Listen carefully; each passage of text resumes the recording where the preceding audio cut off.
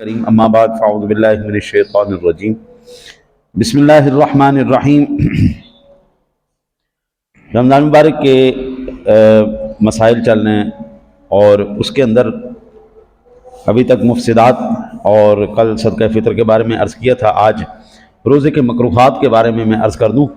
نبی اکرم صلی اللہ علیہ وسلم کا فرمان عالی شان بخاری شریف کے اندر موجود ہے۔ حضرت سیدنا ابو ہریرہ رضی اللہ تعالی عنہ بیان کرتے ہیں کہ میرے آقا جی علی نبینا علیہ الصلوۃ والسلام نے ارشاد فرمایا، جو بری بات کہنا اور اس پر عمل کرنا نہ چھوڑے تو اللہ تعالیٰ کو اس کی حاجت نہیں ہے کہ اس نے کھانا پینا چھوڑ دیا ہے۔ اور اسی کی مثال امام طبرانی نے حضرت انس رضی اللہ تعالی عنہ سے روایت نقل کی۔ یہ حضرت دو ٹوک بات ہے۔ اگر رمضان مبارک کا ہی روزے کی بات نہیں ہے، عمومی طور پر بھی انسان کو ایسی بری بات، کسی کو حجو کرنا، کسی کو ذلیل کرنا، کسی کو رسوا کرنا پسندیدہ نہیں۔ تو اب روزے کی حالت میں ایسا کیا جائے، اللہ اکبر اللہ اکبر، یہ اتنا بڑا جرم ہے کہ آقا جی علیہ الصلوۃ والسلام فرما رہے ہیں اس نے کھانا پینا چھوڑ دیا۔ یہ کون سا روزہ ہے؟ یہ کوئی روزہ نہیں، کھانا پینا چھوڑ دیا ہے۔ اللہ کو اس بات کی حاجت نہیں۔ حضرت ایک بات یاد رکھیں، ساری کائنات ایک بھی بندہ اللہ کی عبادت نہ کرے، اللہ کو ایک پیسے کا فرق نہیں پڑتا۔ وہ مالک ہے، مالک یوم الدین ہے، وہ کل بھی تھا، وہ آج بھی ہے، وہ قیامت تک رہے گا، وہ ازل سے ہے، ابد تک رہے گا۔ ہاں جی، اب اس دورانیے میں جس بندے نے اعمال نے کیے، ہماری زندگی کا مقصد کیا ہے؟ قرآن پاک نے دو لفظوں میں اس کو بیان کر دیا، الذی خلق الموت والحیات لیبلوکم ایکم احسن عملا۔ اللہ تعالیٰ نے زندگی اور موت کا سلسلہ اس لیے رکھا ہے تاکہ آزما سکے تم میں سے نیک عمل کون کرتا ہے، ہماری زندگی اور اس کا۔ پھر اللہ وحدہ لا شریک نے ارشاد فرمایا، یا معشر الجن والانس ان استطعتم ان تنفذوا من اقطار السماوات والارض فانفذوا لا تنفذون الا بسلطان۔ تم اگر اے گروہ جن و انس، تم اگر اس کی سلطنت سے باہر نکلنا چاہو گے نا تو نہیں نکل سکتے، جدھر بھی جاؤ گے، فانفذوا لا تنفذون الا بسلطان، جدھر بھی جاؤ گے وہ اس وحدہ لا شریک کو ہی پاؤ۔ اور وما خلقت الجن والانس الا لیعبدون، ہم نے جن و انس کو اس لیے پیدا کیا ہے کہ وہ میری عبادت کریں۔ اب یہاں سے ان قرآن پاک کی آیات بینات سے ایک بات تو ثابت ہوئی، اللہ کی سلطنت سے کوئی بھاگ نہیں سکتا، اور جو بندہ بھی اس کی سلطنت میں ہے، بندہ وہی کہلائے گا، انسان وہی کہلائے گا جو اس کی عبادت کرے گا اور اسی طرح کرے گا جس طرح رسول اکرم صلی اللہ علیہ وسلم نے ہمیں حکم فرمایا۔ عبادت میری اور آپ کی سوچ یا تخیل کا نام نہیں ہے، عبادت نام اسی چیز کا ہے جو اللہ وحدہ لا شریک ہمیں حکم فرمائے، جو اس کے حبیب حکم فرمائے، وہ عبادت۔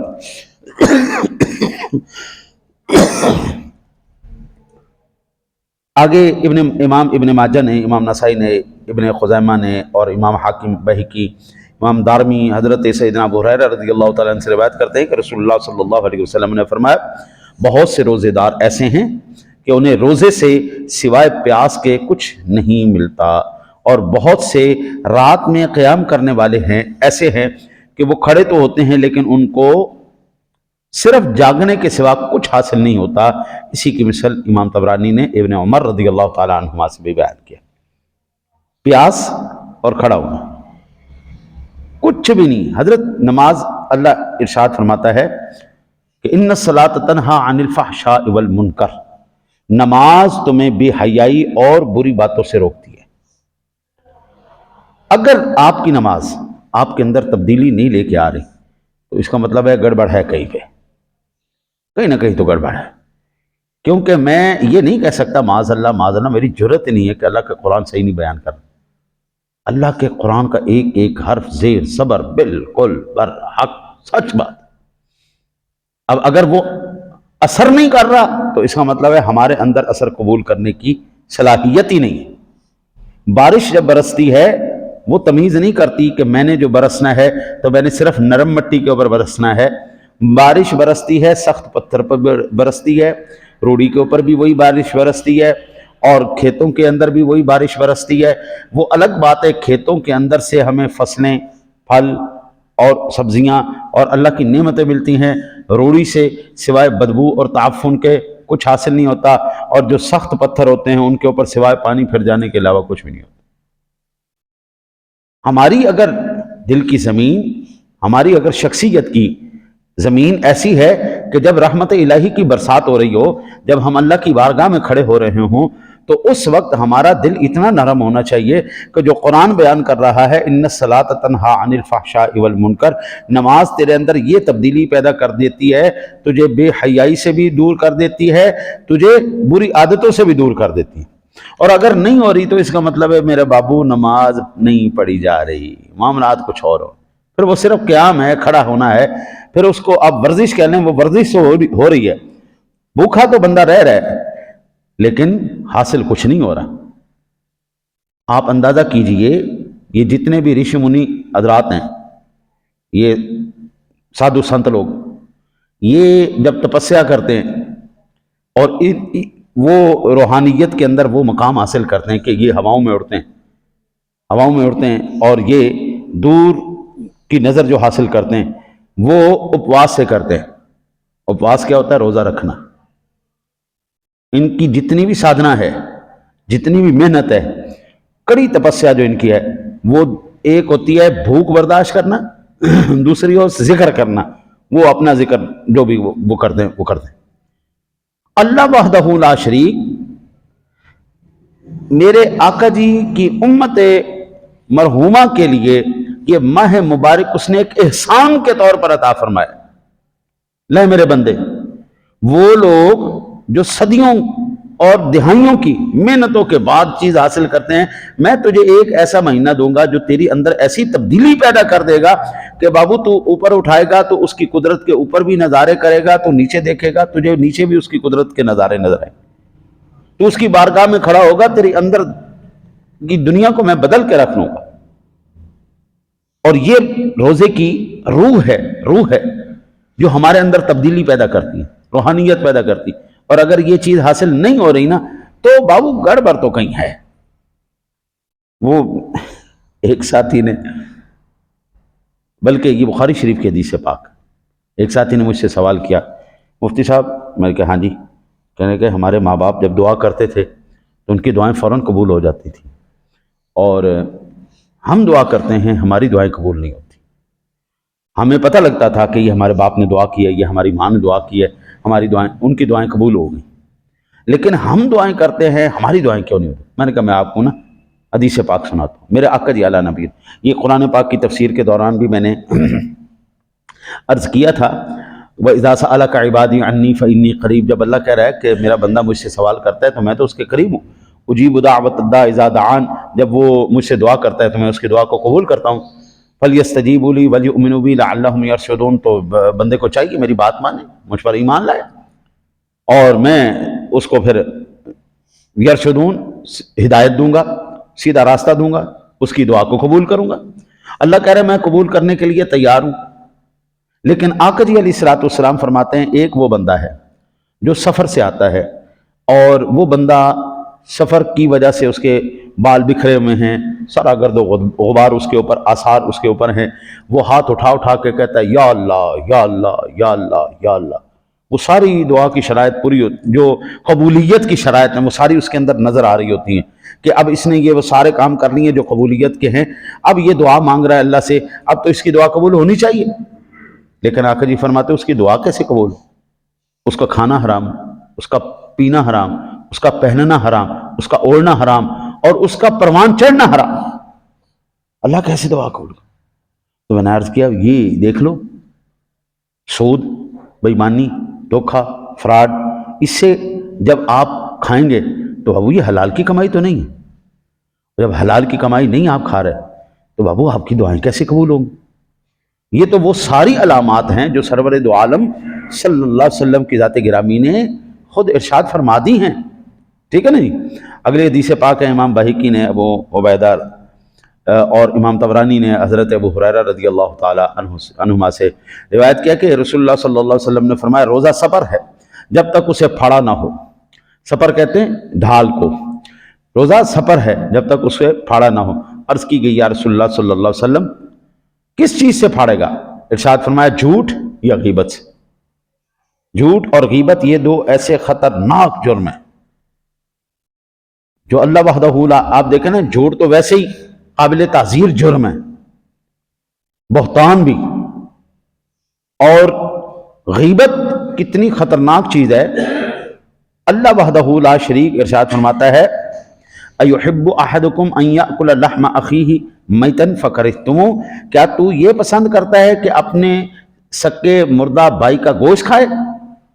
اللہ اکبر، یہ اتنا بڑا جرم عظیم ہے جس کو میرے مالک نے بیان فرمایا۔ آگے حضرت امام ابن خزیمہ نے، ابن حبان اور امام حاکم نے حضرت ابو ہریرہ رضی اللہ تعالی عنہما سے روایت کیا کہ حضور نبی اکرم صلی اللہ علیہ وسلم نے فرمایا روزہ اس کا نام نہیں ہے کہ کھانے پینے سے باز رہنا ہو، روزہ تو یہ ہے کہ لغو اور بے ہدہ باتوں سے بچا جائے، لغو اور بے ہدہ باتوں سے بچا جائے۔ سادہ لفظوں میں ہماری زبان میں جگت بازی سے، کسی کا مذاق بنانے سے، کسی کی دل آزاری کرنے سے بچا جائے، اس کو کہتے ہیں روزہ۔ آپ اندازہ کیجئے اللہ وحدہ لا شریک نے ہمیں قرآن جیسی نعمت عطا فرمائی۔ قرآن پاک کے اندر جو جو میرے مالک نے ارشاد فرمایا ہے، صرف وہی، احادیث کا تو پھر ایک طویل ذخیرہ ہے نا جی، وہ تو پھر میں کہتا ہوں جی سبحان اللہ، کیا ہی بات ہے، آقا جی کے فرمان کی تو سبحان اللہ۔ صرف قرآن پاک کے اندر جو ارشادات ہیں میرے رب کریم کے، صرف انہی ارشادات کے مطابق ہم زندگیاں گزارنا شروع کر دیں تو ہم سے بڑا غوث پاک ہی کوئی نہیں۔ اللہ کے ولی آسمانوں سے نہیں اترتے، زمین سے نہیں اگتے، وہ انسانوں کے اندر ہی ہوتے ہیں۔ خلق سے اولیاء، اولیاء سے رسول، اور رسولوں سے اعلیٰ ہمارا نام۔ اسی خلق کے اندر آج سوال یہ پیدا ہوتا ہے، جو اعتراض کرتے ہیں کہ آج ولی نظر آنا کیوں بند ہو گئے، آج ولی کیوں نہیں نظر آتے، آج ان کی کرامات کیوں نہیں نظر آتی؟ تو بابو جو ہمارا رہن سہن ہے، جو ہمارا انداز زندگی ہے، انداز گفتگو ہے، کیا آپ تصور کرتے ہیں کہ اس انداز رہن سہن کے ساتھ مغرب جو ہمارے اوپر بڑا غالب آیا ہوا ہے، اس کی وجہ سے ہم اللہ کے ولی بن جائیں گے، ہم اچھے مسلمان بن جائیں؟ تو یہ بڑی بات۔ دنیا نا دیوانی ہوئی پڑی اس وقت مغرب کی۔ کبھی آپ قدرت کو سمجھے نا، قدرت کے نظام کو، صرف قدرت کے نظام کو، حضرت اللہ کی قسم آپ کی آنکھیں کھل جائیں گی۔ ہم نماز کدھر منہ کر کے پڑھتے ہیں؟ کعبے کی طرف۔ یہ سمت کون سی بنتی ہے؟ مغرب، ٹھیک ہے جی، یہ مغرب بنتی ہے۔ اور سورج کہاں سے طلوع ہوتا ہے؟ مشرق سے۔ مشرق ادھر ہے، مغرب ادھر ہے۔ سورج کہاں سے نکلتا ہے؟ مشرق۔ آپ کو پتہ ہے اللہ وحدہ لا شریک نے حضور سرور دو عالم صلی اللہ علیہ وسلم کو کہاں پہ بھیجا؟ مشرق وسطیٰ میں۔ اللہ چاہتا تو مغرب کی طرف بھی بھیج سکتا تھا، مشرق وسطیٰ میں، دنیا کی این سینٹر میں، دل میں اللہ نے اپنے محبوب کو بھیجا۔ مکہ مکرمہ بالکل مشرق وسطیٰ میں، بالکل وہ سینٹر پوائنٹ ہے دنیا کا۔ اللہ وحدہ لا شریک نے مشرق سے اپنے محبوب کو بھیجا۔ سورج مشرق سے طلوع ہو رہا ہے، اور جیسے مشرق سے طلوع ہوتا ہے اللہ اس کو کیا کرتا ہے؟ بلندیاں دیتا ہے، بلندیاں دیتا ہے، اتنی بلندی دیتا ہے، اتنی بلندی دیتا ہے کہ وہ نصف النہار پہ آ جاتا ہے، سر پہ آ جاتا ہے۔ اور جب وہ سر پہ چڑھتا ہے تو کسی کی جرت ہے کہ اس کو آنکھ ایسے پھاڑ کے دیکھ لے؟ کسی کو جرت نہیں۔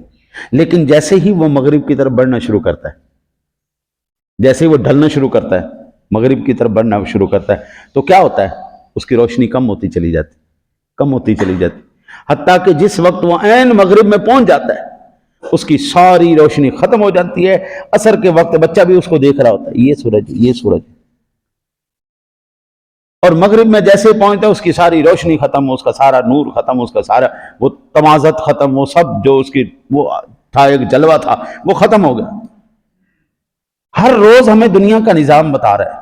وہ مشرق وسطیٰ میں جو اللہ کا حبیب آیا نا، اس کے نظام کو پکڑ لو، اور جب پکڑو گے یا جب پکڑا تھا تو 6 بر اعظموں پر صرف ایک فرد واحد کا حکم چلتا تھا، 6 بر اعظموں پر اسلامی حکومت تھی اور 6 بر اعظموں پر صرف ایک امیر المومنین تھا، کوئی دوسرا بندہ نہیں۔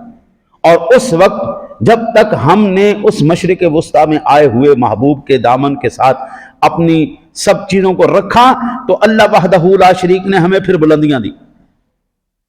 پھر عالم یہ تھا قبلہ کہ ایک آواز ہندوستان سے ایک بچی نے لگائی تھی اور 17 سال کا ایک نوجوان آ کے اس نے ایسا یہاں پر ان کی درگت بنائی کہ بر صغیر کا نقشہ ہی تبدیل کر کے رکھ دیا۔ ایک 17 سالہ نوجوان نے اپنی مسلمان بہن جو اس کی سکی نہیں تھی، اسلامی رشتہ تھا، اس مسلمان بہن کی آواز پر آ کر یہاں پر اس علاقے کا پورا نقشہ بدل کے رکھ دیا۔ تمہاری ایسی کی تیسی تم نے میری بہن کو کیوں ستایا؟ اور اس وقت مسلمان کی ہیبت تھی، قوت تھی۔ آج غزہ کے اندر 80,000 نفوس کو مار دیا گیا، ختم کر دیا گیا، اور جب کہ میں بات کرنا ہوں اس وقت تیر تلوار کا زمانہ تھا، توپوں بندوقوں کا زمانہ نہیں تھا۔ اور آج تو سارا کچھ ہمارے پاس موجود ہے۔ 56 یا 57 اسلامی ملک وہ یہ تماشا دیکھ رہے ہوں، اس کا مطلب یہ ہے کہ ان کی ڈائریکشن آؤٹ ہو چکی ہے، ان کی سمت ان سے چھوٹ چکی ہے۔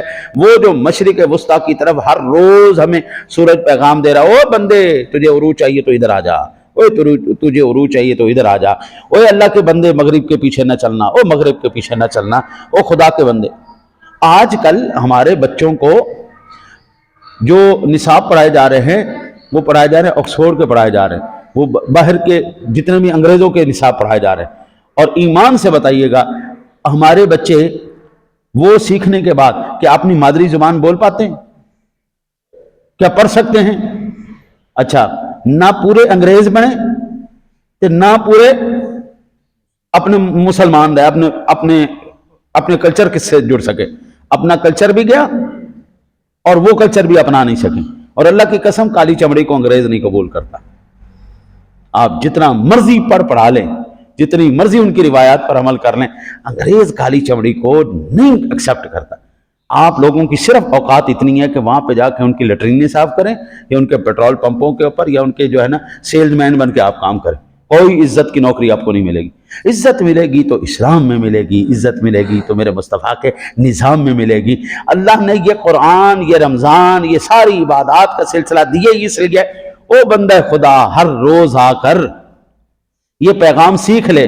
کسی بھی چرچ وہ جو ہے نا جی کسی بھی جگہ پر کوئی آواز نہیں اٹھتی سوائے مساجد کے اندر سے، اور علل اعلان صدیوں سے یہ اعلان کیا جا رہا ہے حی علی الفلاح۔ 5 وقت دن میں یہ اعلان کیا جاتا ہے، کامیابی چاہیے نظام مصطفیٰ کی طرف آ جاؤ، کامیابی چاہیے آ جاؤ اس لائن پہ۔ دعا کرو اللہ تعالیٰ آپ کو مجھے حضور سرور دو عالم صلی اللہ علیہ وسلم کے احکام پر صحیح معنوں میں عمل کرنے کی توفیق عطا فرمائے۔